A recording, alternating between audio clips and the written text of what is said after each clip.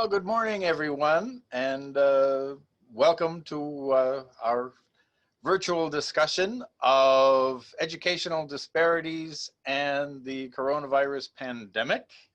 My name is Doug Savage. I'm with the Institute of World Affairs at the University of Wisconsin-Milwaukee. We are co-hosting this event with our good friends and colleagues at the Global and International Studies program at the University of Wisconsin-Milwaukee as well. And we've got a very distinguished panel from a number of places around the world to provide their perspectives. And I think one of the things that we've seen in so many aspects of life is the pandemic has a tendency to both highlight and actually make worse disparities of all sorts. And we're not starting from a point where there was equality to begin with. There's a recent Brookings study that said in terms of years in school and achievement levels, many developing countries are at the level that developed nations were at 100 years ago. So there's that gap to begin with. So a situation like this only exacerbates that. So without further ado, let me very quickly introduce our panel and get right into it. We've got Diego del Corral, who's director of the Academia Latinoamericana de Espanol, coming to us from Ecuador.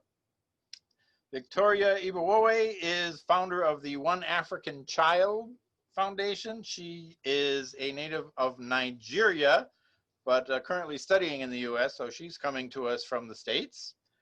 We hope to hear from Hayford Siaw, who's executive director of the Ghana Library Authority. He will join us, we hope and assume, a bit later. And McKenzie, who is the education advisor for Project Galapagos, who is currently in Scotland, but is dealing with a program, not surprisingly, in the Galapagos Islands. So, Diego, maybe you could start us off and just tell us what you've seen in terms of the impacts on education in your area. Well, hello everyone. Greetings from the middle of the world, and very happy to be here. And of course, very happy to be with other participants as well. I have to say it's been a great impact into education, and especially in countries like ours. I would try to close the vision, not only in Ecuador, but thinking in South American countries, since this pandemic has affected greatly, especially in terms of that technology that was supposed to give a huge hand and help in situations like this. Right now, technology creates this huge gap between the people that have access to it and the others that doesn't have any access. And of course, I would like to try, and I prepare a presentation for you, trying to explain, I mean, not only, of course, the situation of what would happen in a country that, of course, sometimes in areas, electricity could be a gift. Water, running water is a gift.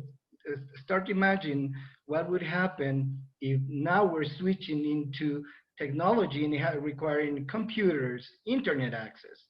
Hopefully in the United States, you live in a country that provides most of these services, or you have access to these services. So right now, the difference between the people that have money and the people that have no money in countries like ours makes it even worse. So close to between, and I will show you some numbers, we have 2.5 million students at the moment in Ecuador. Close to 43%, 44% of those students, they just cannot attend classes and don't have any access to education. Teachers have to go on their bicycles, and teachers have to walk to some of the communities, putting their lives in risk, trying to help the students and trying to teach them something. So once again, technology was supposed to be the solution, and it has to be it's the future, of course. But we have to, as a country, to commit ourselves and think that has to be available for everybody in order to have a better world. Well, thank you. Well, Victoria, would you like to give us a perspective from Nigeria? Absolutely. Thank you so much for having me, Doug and Christine. It's such a delight to be here today. I'm currently in Milwaukee, but I'm originally from Nigeria, and I founded a youth-led organization known as OneAfricanChild. And I founded this organization at the age of 19, and what inspired me to do this was the huge inequality in education. Before COVID-19, education is a big problem in my country. Data has it that 30 million children have never stepped their foot into a school before. And you can only imagine what it's like now that we have the pandemic. I think in my country, the government, they were quick to respond to the pandemic. Thankfully, that is something to applaud them for. But there's a lot that hasn't been addressed, and that also comes to education. For over 6 months since the pandemic, learning has stagnated. Not a lot of children have had the access to the opportunity to keep learning. And just going to what Diego said, how do you introduce online learning to teachers and students that haven't had the opportunity to the digital tools? There are so many communities that don't even have access to electricity or water, let alone the internet. So now, like, the main focus is not even like having access to these digital tools, it's just having access to the basic necessities of life that they need. Also, thinking about the impact of the pandemic on education, I also think about the economics. Majority of people in my country are not within the pool of disposable income that allows them to, be able to purchase digital tools that they need to keep learning. And, a lot of people have had to lose their job because of the pandemic. And the focus is not really on education. It's simply on how can we survive? How can we keep going? How can we keep on going? And now, we are starting to think of how to get children back to school, and the focus is on school reopening, but a lot of concern is on kids that cannot even afford to go to school prior to the pandemic. Now that schools are reopening, we fear that a lot of children might not have the opportunity to, return to school, especially those who are from poor or middle income families. Another thing to think about is in terms of protection. Obviously, COVID has changed a lot, the way that we live, the way we interact with each other. When kids return back to schools, how many schools have the facilities or the capacity to adhere to the social distancing or the guidelines that come with, COVID? The reality is that a lot of schools are not able to do that, and that's a major concern. Something else that I want to raise specific to my context is in terms of teachers. In my country, teaching is a profession of the last resort because teachers are not well paid, they are not well appreciated. And I fear that some students are going to, return to classroom without teachers when school reopens. Teachers have been impacted by the pandemic in unimaginable ways. And I know that a lot of focus during the pandemic is on what health workers are doing, but also teachers are acting as first responders and we are not really recognizing what they are doing. I reached out to one of our volunteers at OneAfricanChild, who is also a teacher, about her experience. And I would just like to read what she shared with me. She said that the huge economic blow that this pandemic has dealt with teachers cannot be overemphasized, that people forget that teaching is more than a 9-to-5 job. It is more than a 20 hours job. Teachers even dream of their students while sleeping. That was what she said, and that really touched my heart. She said that yet people are starting to advise us not to put all of our eggs in one basket as school reopens. The reality is that teachers are not well paid, and when school reopens, the work that teachers have to do would double. So a lot of teachers are not really considering going back to teaching. They are looking for other alternatives that will help them, get back to hit the ground running, and that's a major concern. There's a data by UNESCO that says that by 2030, if we want to see a world where all children are going to be in school, they will be learning and be well educated, we need 69 million teachers. And sub-Saharan Africa has the huge capacity of teachers. So there's a huge teacher gap in sub-Saharan Africa. And as you know, Nigeria is the most populated country in Africa with over 200 million people. So we need teachers in Nigeria more than ever before.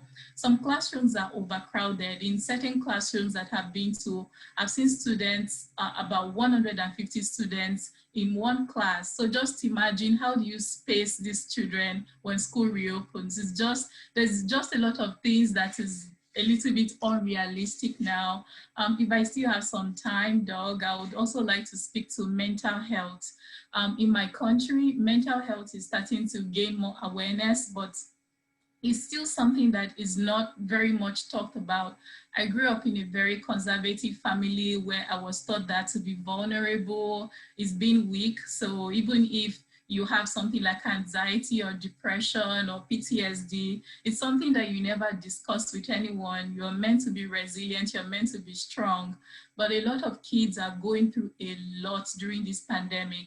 Just imagine an average Nigerian family where the father and mother has lost their job due to the pandemic, and they are not able to afford 3 square meals in a day.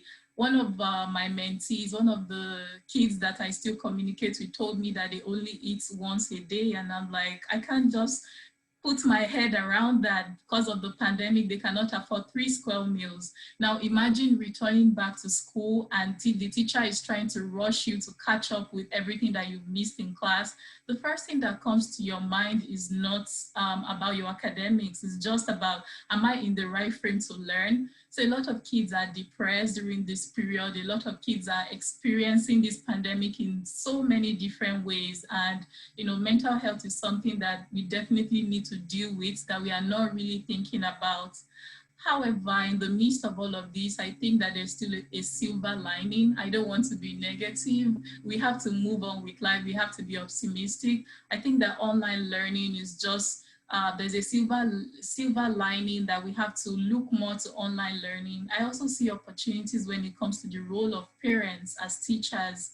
That is something really, really interesting, because a lot of parents are starting to step into the role of teachers in my country. Parents are looking for alternative ways to educate their students. All of those things are opportunities. So I'm hopeful that today we would not just talk about what is not going well, but also like, how can we move forward? What are the opportunities that, this pandemic brings to us? Very good. Thank you, Victoria. And those are some very important considerations that are often overlooked. Well, I'm happy to report that Hayford Siaw has joined us as Executive Director of the Ghana Library Authority. So perhaps, Hayford, if you would, give us a sense of what you're seeing in Ghana.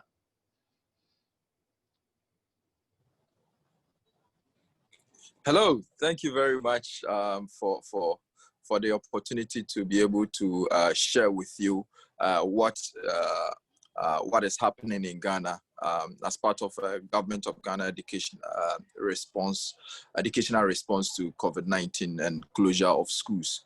And so prior to 2020, Government of Ghana had initiated some projects that were geared towards promoting distance learning and remote learning, independent learning by Ghanaian students. And so we had one agency, for example, under the Ministry of Education called Center for Distance Learning and Open Schooling, CENDLOS, that was established to be able to spearhead that strategy of the Government of Ghana. And so it had already done recordings of tutorials on some major subject areas for senior high schools. And so a lesson or models for different subjects that are studied at the senior high school level had already been recorded. And so we had almost 800 videos that were recorded and available. Again, last year, a government of Ghana had also supported the Ghana Library Authority to develop a reader app. So an application that allows all Ghanaians to be able to have some access to content freely online. And so these systems were there that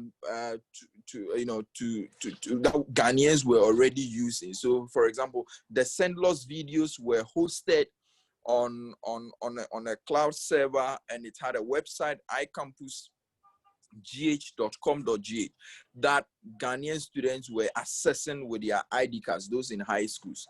So when the COVID-19 pandemic became obvious that we had to close down schools on March 16th, immediately our president directed for distance learning programs to be rolled out for all students in Ghana.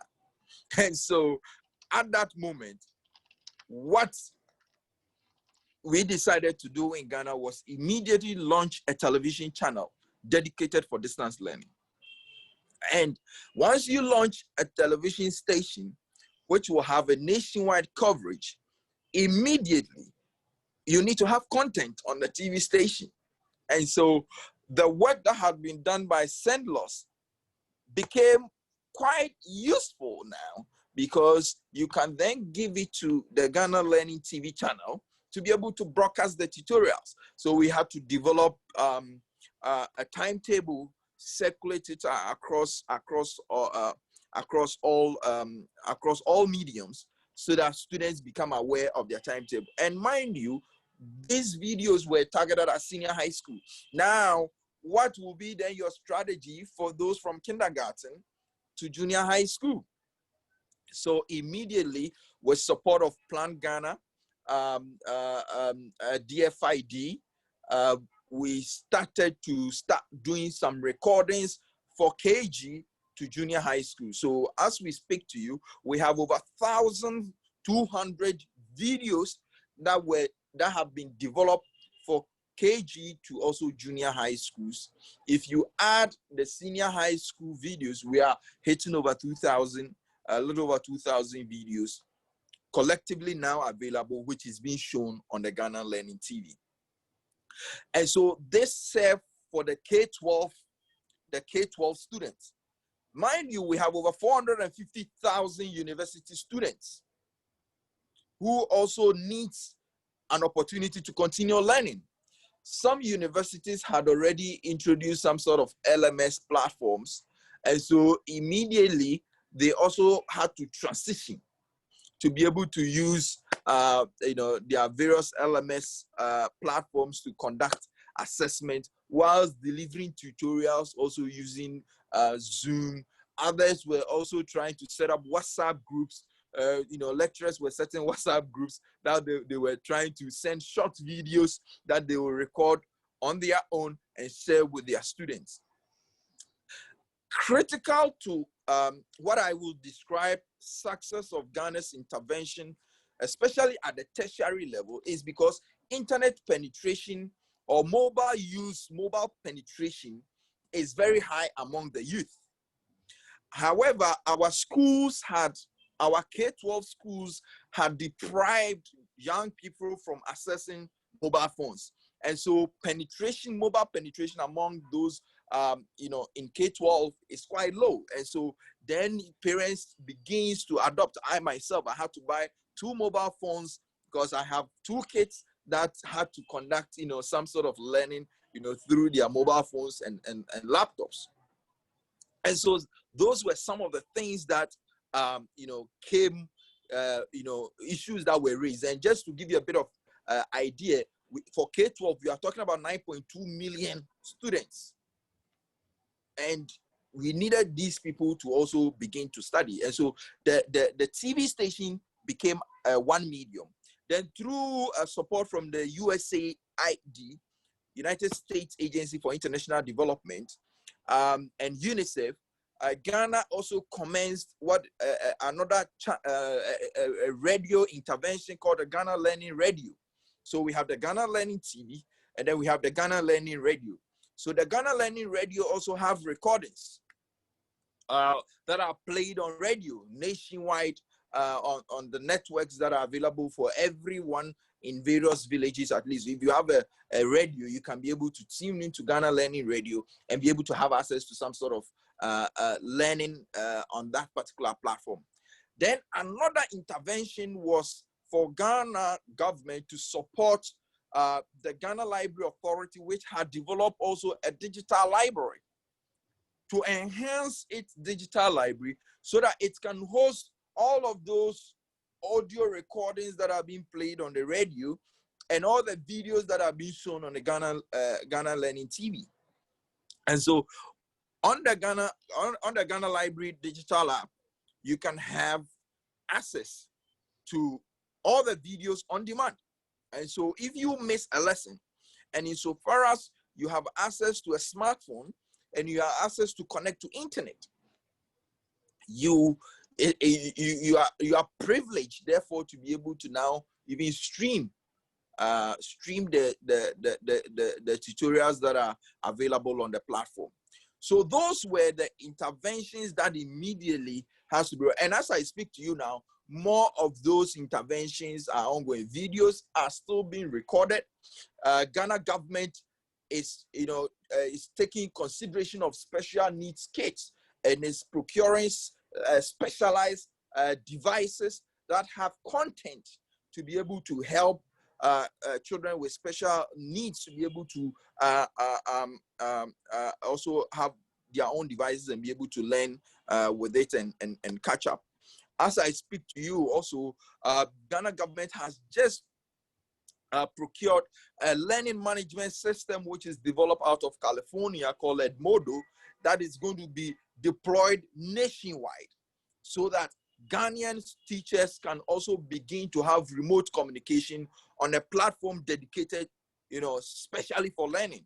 Because you realize, I mentioned in my preamble that there are some teachers or lecturers that are communicating with their students on WhatsApp, and there's a lot of distraction on some of these other platforms that we're trying to use. And so the learning management system is being procured by government so that every teacher who is capable of getting online and interacting with students are able to do so. I must also say that the telecommunication networks in Ghana has been so generous to the Ghanaian public over this period that many of them zero-rated learning management systems. And so even if you don't have data on your phone, you don't have access to a Wi-Fi, once you are connected to a certain network signal, you are able to have access to free internet when you are using your learning management systems to be able to connect to your lectures. And so in Ghana, maybe in my brief summary, this is some of the key things that we are embarking on. I know that there are cross-cutting activities like capacity building for teachers to be able to deliver programs remotely, because nobody expected COVID-19. Not many people have been equipped with the skill to be able to connect to their students. And so that skill gap needs to be bridged through capacity building for these teachers. How they can be able to deliver, create content and conduct the assessment online using some of these learning management systems. So all of these capacity building initiatives are also being rolled out by government of Ghana. I must also say that over the period, we've done a bit of smaller pieces of reopening of schools. Okay, so a few months ago, we reopened for students that were supposed to be exiting to go back to school and take up their exit exams, so that we can be able to they can be able to at least close that chapter of their life. I mean, when we reopened, we had a few reported cases of COVID outbreak, but they were all contained, and all the children got well again, and they went back to write their exams, and no kid was denied writing exams because of the COVID. Everybody was able to, and they exited school. But one thing that we managed to do in Ghana was also to conduct what we call a back to school campaign, because you realize that, especially in remote areas of our country and on this continent, sometimes when school breaks, that is when also some irresponsible men take advantage of vulnerable young girls and get them pregnant and all of that. So there was the need for a massive outreach and education out there, so that parents are able to help contain such a situation. And so there was a huge back to school campaign, which got a lot of people back to the classroom. And as I speak to you now that schools are still closed, now the reopening date for all schools in Ghana is in January. However, on the 5th of October, we are doing another opening for a certain group of students, those that are in level 2 of senior high school and level 2 of junior high school. They will be going back to complete their semester. It is all a pilot phase of reopening to be able to know that by January at least we will be set for a proper return to normal life. And there is a massive campaign going on to be able to help help reduce school dropout rate. Mind you, there are over 450,000 kids who are out of school already, across the country, and we don't want to be able to add on to those numbers. There are interventions to help bring all of those kids also back to classroom through a different intervention, which was ongoing even before COVID. And so these are some of the interventions that we are doing, the back to school campaign, the digital platforms that are being developed, and all of that, to be able to make sure that learning continues. If school return back to normal, at least we get a nice percentage of people returning back to the school to continue their studies. And so these are this is also beside the number of fumigation, disinfection that are also going on, even free for public and private schools across the country. So maybe in that's what I will probably say in a short summary, and I'm happy to take up questions on any issues related to government of Ghana's intervention in responding to COVID-19 educational crisis. Thank you. Well, thank you, Hayford, and it's certainly good to hear some positive news in response to this crisis. I think so much of what we hear is just the many challenges, and it sounds like the government of Ghana is doing a good job in confronting those challenges. So I'd like to invite now Dr. McKenzie from the project's Galapagos to talk a little bit about how the pandemic has impacted that program. Well, initially, then thank you for inviting me. I'm very pleased to be here. I've written down some of my points, and other people have said the same kind of things. But first of all, the problem on the island is that there are hardly any tourists, and therefore the people living there have lost their jobs and have got no income. And also a lot of the students go to the mainland to study. And even although the university education is free for some of them, they still have to pay for their accommodation, etc. 85% of the island's income comes from tourism, and there were no tourists from March until August, except for some of the mainland Ecuadorians. They wanted to remain in the Galapagos because they thought it was safer than on the continent. The government pays $100 a month for 3 months to 3,000 people in the poorest families to help them buy food and other necessities. So they really are struggling. With regard to education, the schools have been closed and they don't know when they're going to reopen. The people living there have to wear masks, and they follow the same procedures to protect themselves as people do in other countries. The children are being taught to wash their hands very often, and that's the same everywhere else. And also the government has provided 2 testing centres for the islanders. So everyone there at the moment is well. And now tourists are beginning to go back there. So again, as I said, the main problem is the economic effect, and also the fact that the families don't have enough money even to buy food. And if I turn to education, apart from the schools being closed, Projects Galapagos depends on volunteers to teach on the English programs and the conservation programs. And they also send volunteers to a special needs school and also to the local schools to help teach English. And because, well, at the moment they only have 1 volunteer and they're running 1 class, 1 English class. So they have social distancing as well. So unlike some of the other countries, and unlike Britain, for example, they don't use the internet for education, and there are no televisions used for teaching. And even if they are using electronic technology, they might have to share it with 2 or more children at the same time. They also don't have a fiber optic cable system, and the internet relies on satellites. So the internet connection is really unstable. So I'm going through the questions. What specifically are the impacts on education as a result?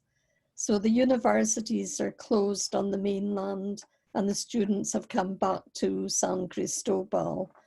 $98 million have been cut from the expenditure on education by the government. On the island, there's only 1 private university with limited courses. So again, a lot of the students prefer to go to study on the mainland. And they have online university courses in Ecuador, but people prefer to go to face-to-face classes. So I think I've covered all these points. I'm moving on to the next page. So the main challenges and opportunities. The main challenge for Projects Galapagos is they don't have enough volunteers, so they can't help out in the schools, and also they can't help the Galapagos National Park with conservation. The government needs to provide a free internet service for everyone living in the islands, and it's a challenge to have enough technology in the classrooms. The opportunities are perhaps this webinar will encourage some American students to go there as volunteers, and maybe encourage foreign universities to find ways to cooperate with the schools and university systems in Ecuador. Another possibility is universities could send students to Ecuador and they could obtain credits by conducting research or volunteering. So I think I've covered everything there. What's next and what's needed? The government needs to assign a budget to the municipalities in the Galapagos so they can invest more money in the education system and infrastructure, because they need the internet, they need stable electricity supplies, and they also need to help people find employment. So at the end of the day, I think everything depends on education. The education depends on whether people can afford to keep their children in school and in the universities. And Western governments have to do more to help poorer countries. So I think everything else will come out in the discussion. So thank you. Well, thank you, Dot, and thank you to each of our panelists. I would encourage participants with questions to enter them into the chat function on the bottom of your screen there, and we can call on people as the questions come in. But maybe I can kick things off. And again, this is just for everyone. And so any of the panelists would like to chime in on this. To what extent do you think that some of these sources of disparity that have been uncovered by the pandemic will be addressed afterwards? I mean, how do we avoid just going back to the status quo ante, if you will? I was just going to say two things. I think advocacy has a role to play, and also like sharing of best practices. One of the ways to ensure that we don't go back to the same old thing is to, share best practices on what is working. I was very inspired listening to Hayford from Ghana share the experience of what is happening in Ghana, and that is so similar also to what the government of Benin is implementing. Students only had to stay at home for a month compared to Nigeria, where students stayed home for 6 months. And in Benin, what they did was, first of all, they adjusted the school calendar, and then they made sure that students return back to school in batches. So it wasn't putting all students back to school all at once. They prioritized those who needed to write exams, and afterwards, they went way backwards. Like students who were in high school resumed first, and those in middle school resumed next, and those in elementary school resumed last. And that was really, really helpful. So if we can learn from one another on what is working in other parts of the world, that is even more useful. And hearing the example from Ghana and also from Benin made me realize that I'm from Nigeria. We don't have to go too far to fetch best practices. Maybe we just aren't communicating to each other enough. Maybe we are just so focused on doing things in silo that we aren't looking at what is working very close to us. So that is one. Something else that I would like to state is the power of advocacy. We are all advocates, whether we are teachers here, whether we are students, or whether we are just interested members of the community. The fact that we are able to join a gathering like this shows that in some way we have some privilege. There are communities back home that don't even have access to digital tools, and that means they can't obviously use platforms like Zoom. So we have the power to speak on their behalf, to advocate for their needs, and also information that we gather can be useful, whether it is spreading more news to those who can hold government to account. For example, there is an institution called the Global Partnership for Education, the GPE. They are based in Washington, D.C., and this is the World Bank's education group. So basically what the World Bank does is give money to poorer countries, like loan money to poorer countries, and have countries who can afford, donate, so that countries who don't have can receive money. And the Global Partnership for Education is the education institution. So currently they are running a campaign to raise $5 billion to support, post-COVID efforts. And these resources will go to developing and less developed countries. I think this is a fantastic idea, but what happens is that many of these resources go to this country, but because of corruption and poor leadership, they are siphoned and the impact is not felt. So people like us can pay attention to all of these efforts that are coming up and making sure that those who need the resources the most are aware of them, and they can hold leaders to account. And for me, like what I'm doing with my involvement with the United Nations Education Group is, making sure that young people have a say in decision making, and young people can act as accountability mechanism. A lot of these young people work in grassroots communities. So the more we gather information, we spread this information in communities who may not have direct access to the higher level, like the World Bank or the government. So I definitely do think that young people have an important role to hold government to account. We all have a role to play in advocacy, and advocacy doesn't always mean, going to the Senate or going to dialogue with the government. Advocacy can be done through social media. It can be done even in our classrooms. It can be done everywhere. So we just have a responsibility not just to sit back and be bystanders and not do anything. Each of us can take action, whether it be sharing information to our colleagues. If you've ever been to some developing country, you have contacts with somebody who works with a nonprofit there, share information that you're discovering with these people so that they are more informed, they are more educated, and they can take action. Yeah, that's all I have to share. Thank you. Diego, you had something to add?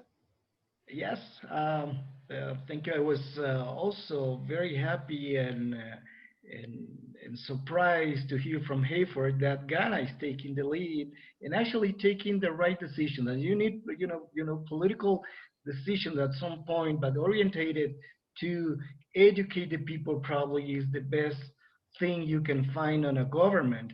More than 1.3 billion students around the world, in their educational process worldwide have been affected by the COVID pandemic. I mean, that's a huge number. And of course, Ecuador faces these challenges. And from one moment to the other, the entire educational environment have changed completely. Government decreases to stop the outbreak from spreading determined closed educational establishments. But this is marking a significant gap in education. And once again, is not only having access to internet, because at the first moment we think, oh my God, we can do virtual learning. We can use platforms like Zoom, like Skype, but what happens on areas where you have no access to internet? And of course, we have to go back to the basics. We should use the TV. You should use the radio. And I was so happy to hear Hayford, they're doing it. That's the right way to go because everyone have access, more or less, to to this type of equipment. Also using mobile devices, it's also a fantastic option. Has a huge coverage. But once again, not to see social media have educational content for the students. That would be so fantastic. But once again, you need political decision to make this happen. So good for Ghana. I think many people might have that idea to doing it. And of course, in Ecuador, we have Educa TV or Education TV. But you can tell it's totally disparate. The curriculum is not very well organized, and you cannot really tell, oh, from these we can train or we can teach our students, to continue on a different way on distance learning. Once again, in Ecuador, we have two types of schools that are very well divided between public and private education, of course. And of course, private schools and the government has relied on private schools that they develop their own technology and their own platforms and have access to the students. But what would happen with public schools when they have no resources?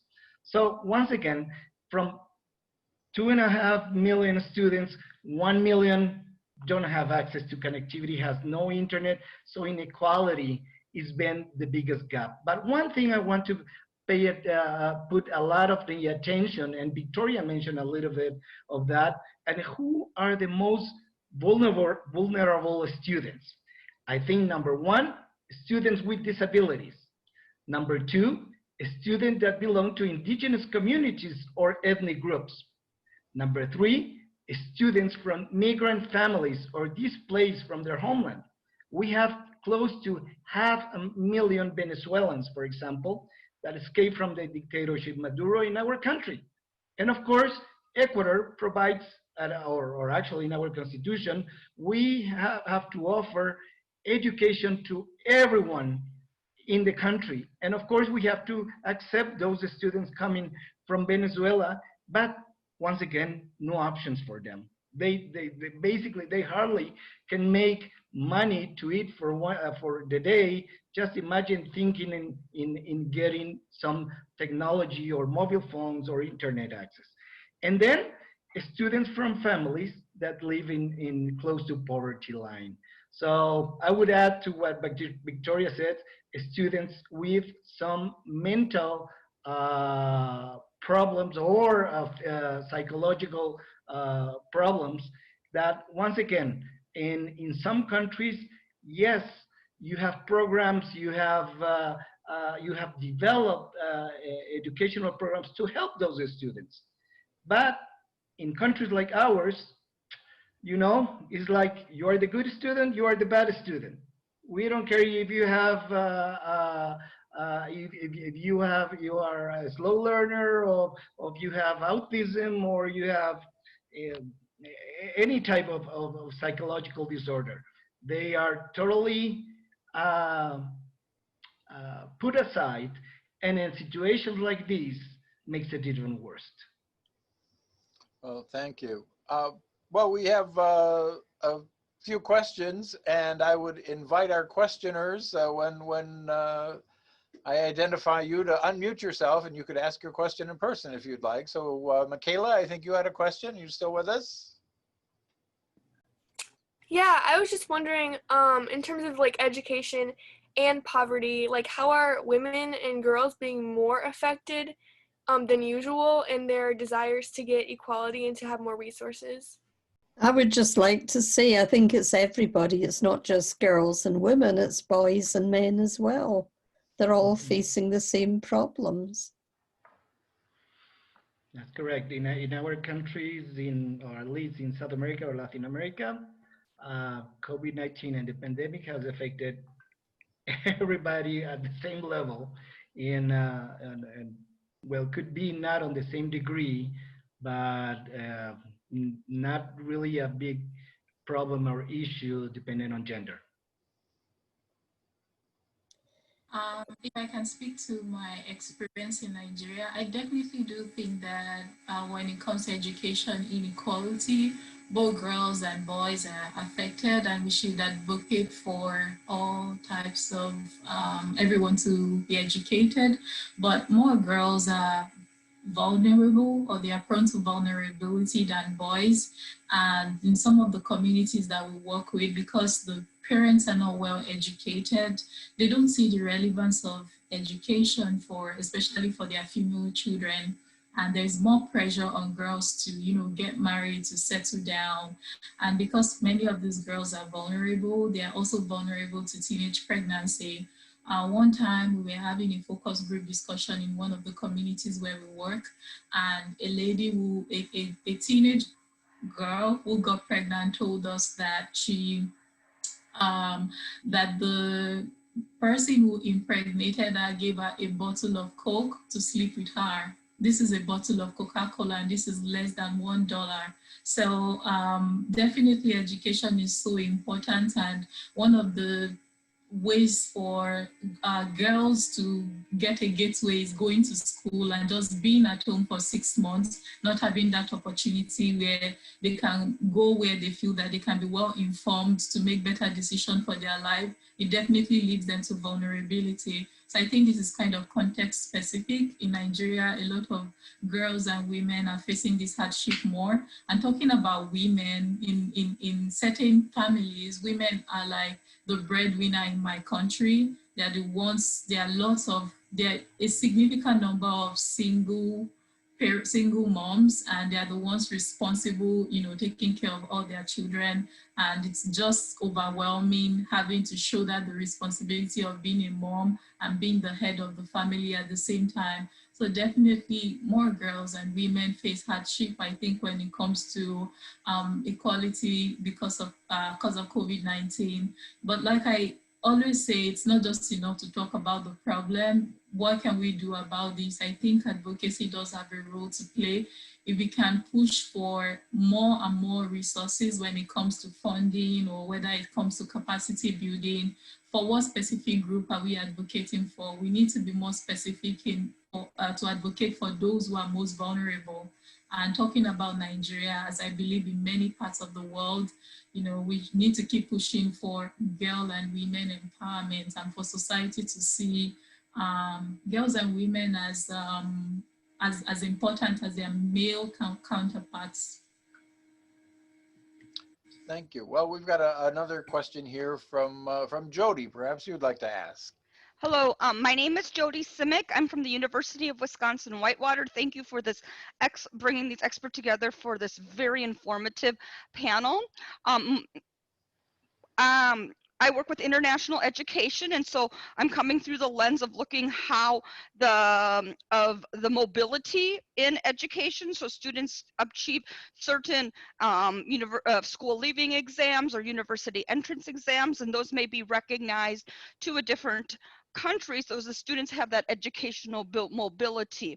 With COVID-19, since educational processes are changing, do you see that that may have an impact on the future mobility of these students, and also how the maybe Ministry of Education or the school leaving exams, etc., may be impacted as students may not have the access during this period of time to the education they normally may have received?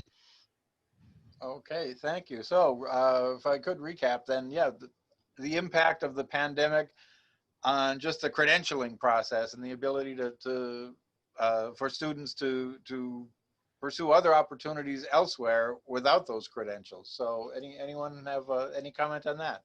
I did not get the question clearly, but let me try to, the way I understood, let me try to understand it. Let me try to answer it the way I understood it. So in Ghana, one of the things that the agency that I lead did was to collaborate with the Commonwealth of Learning to be able to roll out micro-credential courses for Ghanaians, because we had a period of lockdown and we realized that, increase in the use of our digital platform had gone up. People were losing jobs because a lot of people were kicked out from their jobs because the companies don't need them anymore and the companies were not making money. And so we developed a partnership with Commonwealth of Learning and Coursera, where we launched in May a workforce recovery program, which allowed people to take up courses on Coursera that they would have otherwise paid for to begin to enroll and be able to get some micro certification or micro credentials and afford them the opportunity to enter new job spaces. And when we opened the application, we had over 30,000 people when initially we just have 1,000 slots. Now, as I speak to you now, we have currently over 20,000 Ghanaians that we've helped that are studying online. And just a recent recruitment that I did, some of the people that had taken up courses on this platform were hired by my agency because of those trainings that they have, which we believe are essential for us as part of our post-COVID resilience strategy. Because there are skill sets that initially I would never have recruited to come and join the library agency, but because of our strategy to build a more resilient institution, we now have to include some new skill set. And some of these trainings are available on some of these massive online opening course platforms. And that's one of the things that we are putting across. And government of Ghana now is even interested in being able to allow students in high schools to be able to take up these micro-credential courses. So, because in your normal high school, we don't teach them probably a specific programming language, a certain coding course, we don't probably teach them. But if you are able to give them the license and opportunity to enroll on these courses, which will be paid for by government of Ghana in partnership with its development partners, then you can be able to, have a much more skilled society who are able to, adapt to different situations very easily. And if you go on LinkedIn and you search Ghana Library Authority Coursera, you will see a lot of people that are giving testimonials on how the courses are been of benefit to them. And that is one of, because now post-COVID, there's a need to reskill. There's a need for people to acquire new ways of doing things. We cannot return back to the way we used to live our lives, or the skill set that we used to have. We must be able to add on. And that's one of the strategies, because we don't have probably the course already developed, but they've been developed by experts globally, from top universities across the world. You have all of these on these MOOCs platforms, and that's one avenue that we are also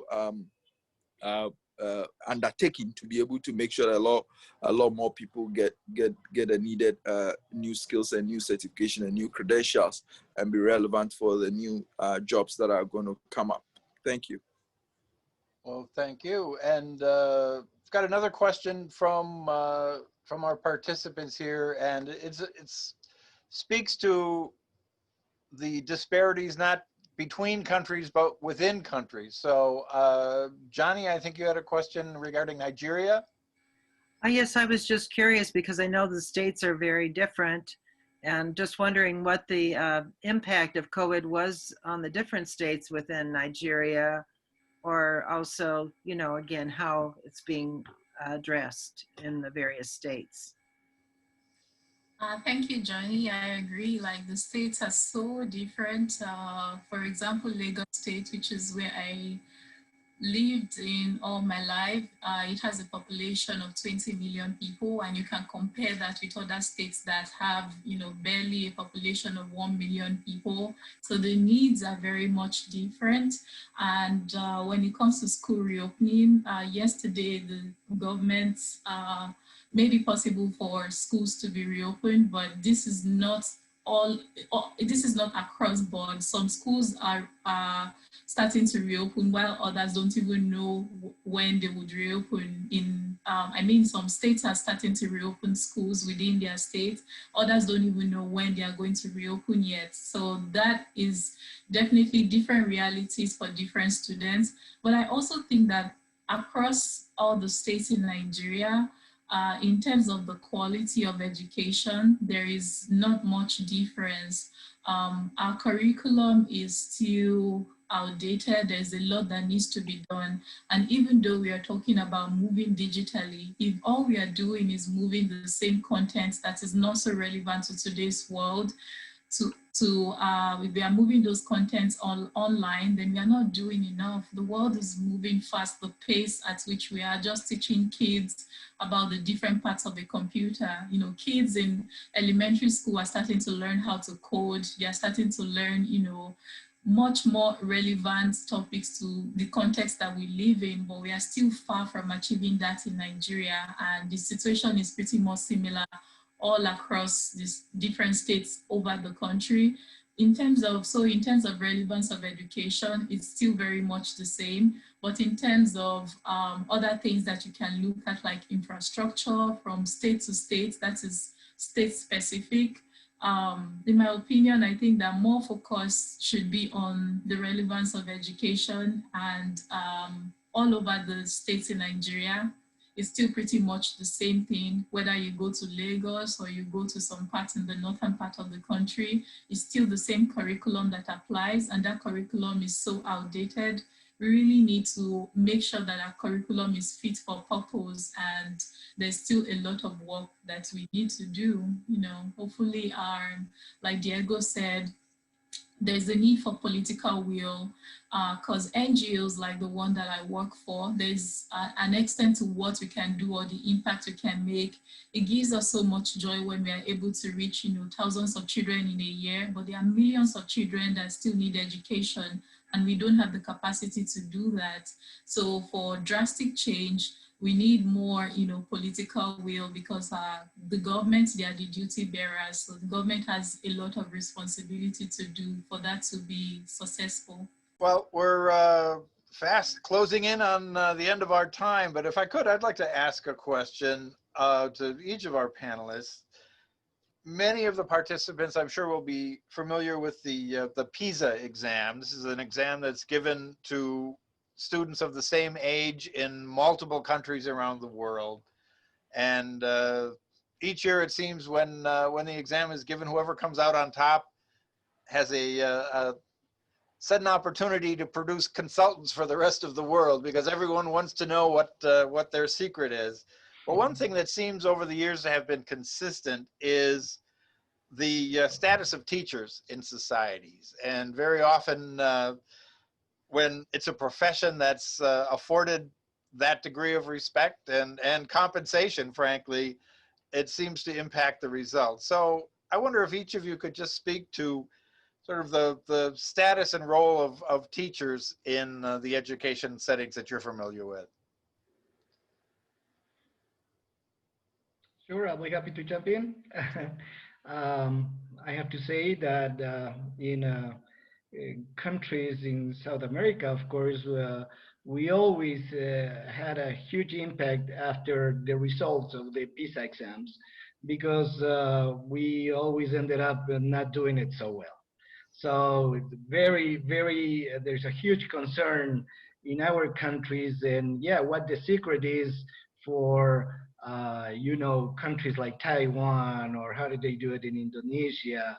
I mean, it's amazing the amount of work and decision, but not only the school program or how the education is organized in the country, but what the families, I mean, the effort they put in so the children can be successful and they can really pass those type of exams. And of course, knowing these, what will happen now, having the pandemic, and once again creating this disparity between the rich people and the poor people would make it even worse. And I can see that there's going to be a huge problem right now that our countries are going to face. And in different statistics that I have recalled from a group called Escola, from 300 teachers in 21 countries, 69% of our students, feel that they're not happy with virtual education, or they don't feel comfortable with virtual education. And of course, that will take time, and we all know that there's a problem, but there's also an opportunity. There are few things that we have to change in education that has to change. I mean, in the last 100 years, we've been doing the same thing, and we know the world sometimes seems like it's not working well. So we have a big responsibility with education, how to improve the time the students are spending studying, the time they're spending with the families, the time they're spending also to be happy and to do whatever they like and use their time in a better way. So once again, I see that it's going to take time, but we need to keep moving forward and taking these good examples around the world and see how we can improve the educational system to once again have better citizens of the world, and understand that once again, not only technology, not only virtual education will be the only way that we have to see it on the future. Students have to go and see the world, have to have contact with people, and I hope some very soon, or at least in the near future, the world will return to some basic normality. But we don't have to forget that contact between the people and the countries, this is the time to do it, and this is the time to reinforce this communication. And what you're doing right now is part of it. I mean, we have to learn from each other and see what we can make it a better world. Thank you. Victoria, what about the status of teachers in Nigeria? Yeah, if I could just share a quick story, like growing up, I struggled a lot with education and I was the worst student in my class when I was in elementary school and in high school. And then I remember my maths teacher, I was doing terribly at maths, but he took out the time for me. He would, explain to me in the most basic way possible how to go about addressing what I was struggling with. And I grew from becoming the worst student to becoming the best graduating student in high school. And, that was kind of like record breaking. I was the worst student in class, and then I ended up graduating, as the very best student in the entire class. But when I remember what helped me succeed, I remember my maths teacher. Not only did he help me at math, he also helped me boost my self-confidence. It made me believe in myself. It made me see that whatever was, difficult can be it's surmountable, and I can use my challenges as a stepping block to get to where I want to get to. And as a matter of fact, that confidence was what inspired me to start OneAfricanChild. So talking about teachers, I think that teachers are not, at least in my country, they are not valued. My maths teacher was so passionate about his work, but I don't know, he's still teaching for so many decades, and I don't think that a lot of people understand the impact that is made in my life and how much is impacted my life. I think that teachers need to be more valued, and value is not just in you're doing a great job, it's also in how much they're able to pay so that they can stay in the profession that they love and they can keep doing what they love every single day. I also think that teachers should have the autonomy, they should have the freedom to be creative and to be innovative in class. A lot of teachers are being put in a box where they have to follow, the curriculum. In a country like Nigeria, where the curriculum is outdated, teachers can't even come up with new innovation if they wanted to, because the head teacher or someone in the higher place that they have to report to would ask them that we are not aware with this. This is not the right way to do things. So we need to give teachers the autonomy to be creative, to experiment with their students, because truly they understand the student more than any other person. Even teachers understand their student more than their parents. I think that a lot of teachers don't have the autonomy to be who they are or to introduce the innovation that they want in the classroom. I also think we need to continue to invest in continuous teacher development. Teacher training shouldn't be something that you just do when you go to the university to study education. The world is changing. A lot of things that we learned like a decade ago are not as relevant to the context of the world today. So it's the same way we need to build the capacity of teachers. We need to constantly give opportunities for them to learn new skills and also practice the skills in their classroom. If I would share anything, I definitely would like to emphasize on value. We need to value teachers, and we need to do that every single day. I think that the impact or the difference that teachers make is just what's the English word? We need to do more to appreciate teachers, to summarize my points. Yeah. Well, that seems like a very good point to end our discussion on. I would like to thank our panelists, Diego del Coro, Victoria, of course, Hayford Siaw, and McKenzie. And I'd also like to thank each of our audience members for taking time, however virtually, to be with us. And we look forward to seeing you in a future program. So thank you very much and have a good day.